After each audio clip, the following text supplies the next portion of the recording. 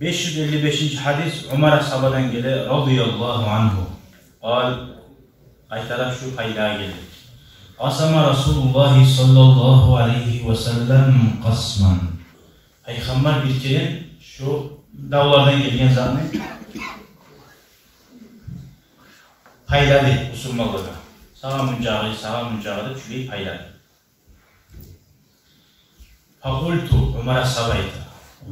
Ya Resulallah demektim. La gayru haulâi kânû ahakka bihi minhum.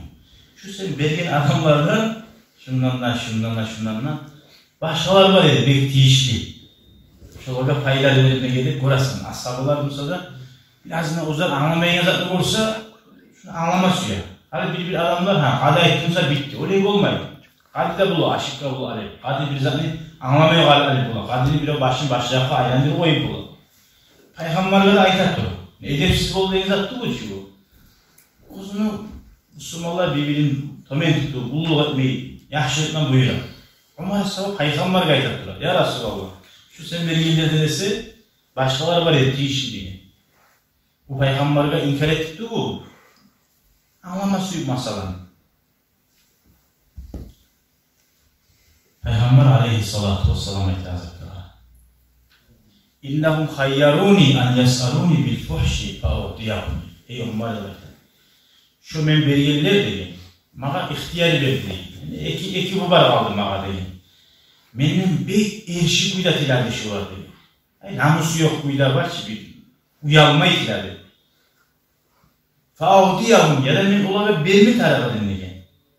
Av yubakhiluni olar çıkıp kırga ya kızganç Muhammed.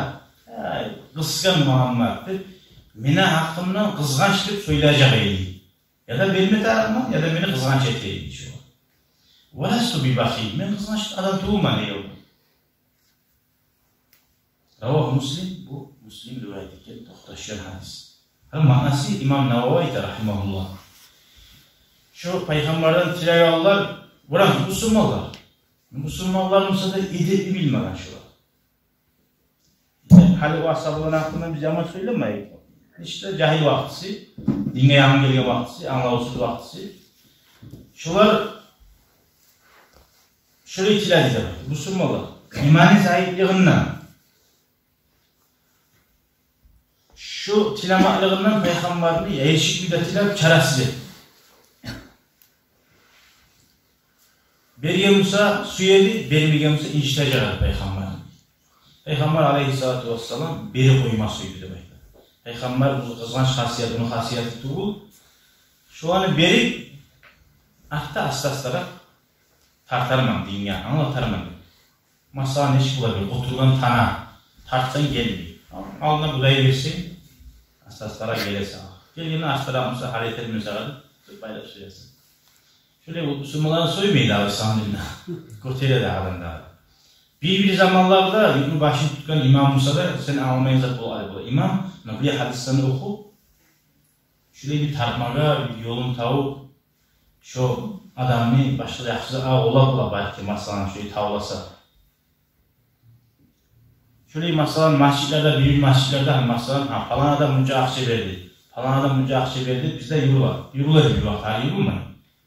Hadi onu bir avlar ya Allah için etme tarifçi eteki zaten o neti ona ait ettiler. Dur Allah için etme tarif var zaten. Bak imanı bilim ihti oluşu. Bir avlar bir bakta yanlısı ya. Mahtasını dağda verir. O Allah için etmezse o zor yana. Biz ona hakkın ait koyuyanlar o suya ait gelmiyor. İhtiyarda var ki. İn tuttus sadakati fe ne'im mahiyye. Allah-u Teala'yla. Siz sadakalarını açıktan etseniz bu ne yakışıdır dedi. Onu açıktan etkili görse ola, bu adam uzak ettirip, birisi adam var, menikinden şunun akçası açtı, şundan menik korkucu, şu etken zaten menine getip bulmayın, öyle etmesi bir yana düşüyor. O yağın ağzının daha yağın burayı, ya onu maktadı, meninde maktasını evet koyup da bu. Ne süksüyamız etsin? Allah için etse o zaman yakışık etmesi, o zaman yaman. Ama Müslümanlığı kayda var ki, o ile olduğunu bilgi bulun zamanı. O sefer bir masallarını okuvallar yakışık bile ona.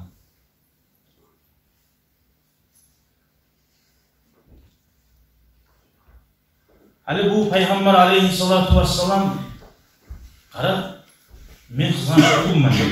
Meni kızganç dep aytmasın mağa şolardı berdi tuğum. Hani Allah uçuluktan çağır koydum. Allah uçun olmadım peygamberlik ya. Ozu var kızganç dep aytmasın dep berdi tuğam tuğu. Sen neçik bolsa da yüreğini Allah uçun tutsan sen. Ha? Yüreğini Allah uçun tutsan. Ya şu koy bozar böyle olmayayım dep koyganını Allah uçun. Sen ozu ozunlu yaman halda salmaklığını taydırsan da bu da Allah uçun.